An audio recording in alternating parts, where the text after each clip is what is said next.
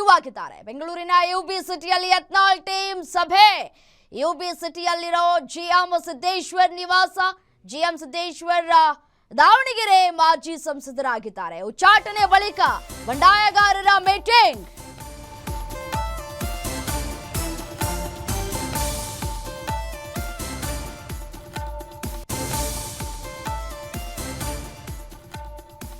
ಮುಂದಿನ ನಿರ್ಧಾರದ ಬಗ್ಗೆ ನಾಯಕರು ಸಮಾಲೋಚನೆಯನ್ನ ನಡೆಸಲಿಕ್ಕಿದ್ದಾರೆ. ತೀವ್ರ ಕುತೂಹಲವನ್ನ ಕೆರಳಿಸಿದೆ ಯತ್ನಾಳ್ ಅಂಡ್ ಟೀಮ್ ನಡೆ.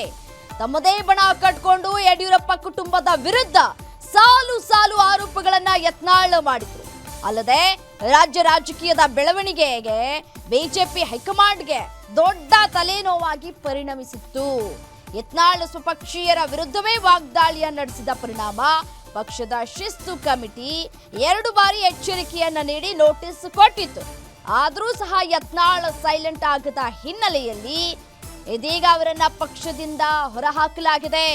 6 ವರ್ಷಗಳ ಕಾಲ ಪಕ್ಷದಿಂದ ಉಚ್ಚಾಟನೆ ಮಾಡಲಾಗಿದೆ.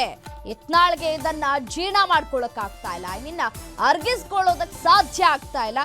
ಇತ್ತ ಹಿಂದುತ್ವದ ಹೆಸರಿನಲ್ಲಿ ಮುಸ್ಲಿಮರ ವಿರುದ್ಧ ಭಾಷಣ ಮಾಡ್ತಾ ಇದ್ದ ಯತ್ನಾಳ್ ಅವರಿಗೆ ರಾಜಕೀಯದ ಅಳಿವು ಉಳಿವಿನ ಪ್ರಶ್ನೆಯಾಗ್ಬಿಟ್ಟಿದೆ. ಮುಂದಿನ ಭವಿಷ್ಯದ ಪ್ರಶ್ನೆಯಾಗಿದ್ದು ಯತ್ನಾಳ್ ಅವರು ಹೊಸ ಪಕ್ಷವನ್ನ ಕಟ್ತಾರಾ ಅನ್ನುವಂತಹ ಮಾತುಗಳು ಕೂಡ ಕೇಳಿ ಬರ್ತಾ ಇದೆ. ಇನ್ ಕೇಸ್ ಹೊಸ ಪಕ್ಷವನ್ನ ಸ್ಥಾಪಿಸಿದ್ರೆ ಬಿಜೆಪಿಗೆ ಒಂದ್ ಕಡೆ ಏನಾಗಬಹುದು ಅನ್ನುವಂತಹ ಪ್ರಶ್ನೆ, ಅಥವಾ ಬಿಜೆಪಿಗೆ ವಾಪಸ್ ಮರಳ್ತಾರಾ ಅಥವಾ ಕಾಂಗ್ರೆಸ್ ಬಾಗಿಲು ತಡ್ತಾರಾ ಅನ್ನುವಂತಹ ಚರ್ಚೆಗಳು ಕೂಡ ಇದೀಗ ನಡೀತಾ ಇದೆ.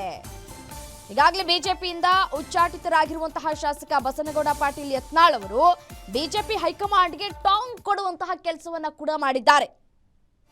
ಸೋಷಿಯಲ್ ಮೀಡಿಯಾ ಎಕ್ಸ್ ಖಾತೆಯಲ್ಲಿ ಬಿಜೆಪಿಯ ರಾಷ್ಟ್ರೀಯ ಅಧ್ಯಕ್ಷ ಜೆಪಿ ನಡ್ಡಾ ಅವರು ಕುಟುಂಬ ರಾಜಕೀಯದ ಬಗ್ಗೆ ಮಾತನಾಡಿರುವಂತಹ ವಿಡಿಯೋವನ್ನ ಯತ್ನಾಳ್ ಹಂಚಿಕೊಂಡಿದ್ದಾರೆ.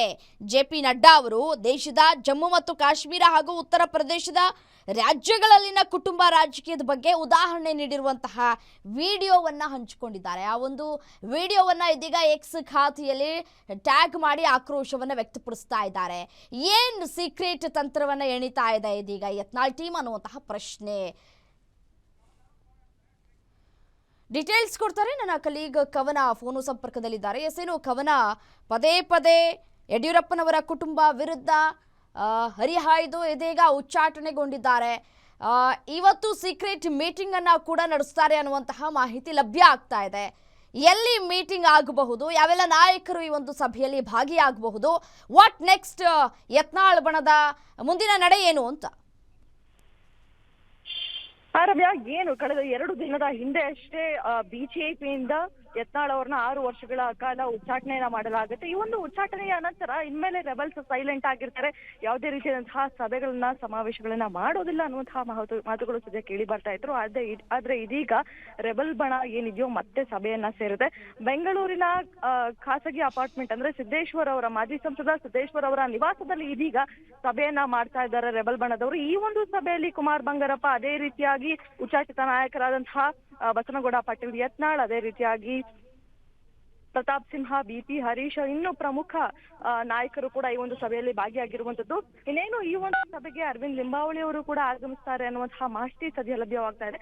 ಈ ಒಂದು ಸಭೆಯಲ್ಲಿ ಇದೀಗ ಈ ಒಂದು ಏನು ಉಚ್ಚಾಟನೆ ಏನು ಆದೇಶವನ್ನ ಮಾಡಿದ್ಯೋ ಶಿಸ್ತು ಸಮಿತಿ, ಈ ಒಂದು ಆದೇಶವನ್ನ ಮರು ಪರಿಶೀಲನೆ ಮಾಡುವಂತೆ ಇದೀಗ ಹೈಕಮಾಂಡ್ಗೆ ಒತ್ತಾಯ ಮಾಡುವಂತಹ ಚರ್ಚೆ ಈ ಒಂದು ಸಭೆಯಲ್ಲಿ ಆಗಬಹುದು ಅನ್ನುವಂತಹ ಮಾಹಿತಿ ಸದ್ಯ ಲಭ್ಯವಾಗ್ತಾ ಇರುವಂತದ್ದು. ಅದೇ ರೀತಿಯಾಗಿ ಎಲ್ಲೋ ಒಂದ್ ಕಡೆ ಈ ಹಿಂದೆ ಯತ್ನಾಳ್ ಅವರು ಕೂಡ ಹೇಳಿದ್ರು, ಅಂದ್ರೆ ನನ್ನನ್ನೇನಾದ್ರೂ ಪಕ್ಷದಿಂದ ಉಚ್ಚಾಟನೆ ಮಾಡಿದ್ರೆ ನಾನು ಹಿಂದುತ್ವದ ಪಕ್ಷವನ್ನ ಕಟ್ತೇನೆ ಅನ್ನುವಂತಹ ಹೇಳಿಕೆಯನ್ನ ಕೂಡ ಕೊಟ್ಟಿದ್ರು.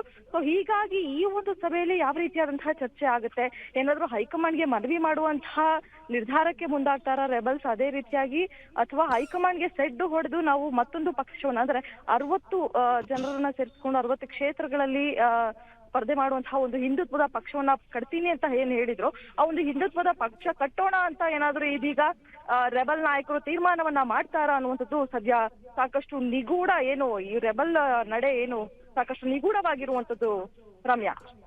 ರೈಟ್, ಥ್ಯಾಂಕ್ ಯು ತಮ್ಮ ಮಾಹಿತಿಗಾಗಿ.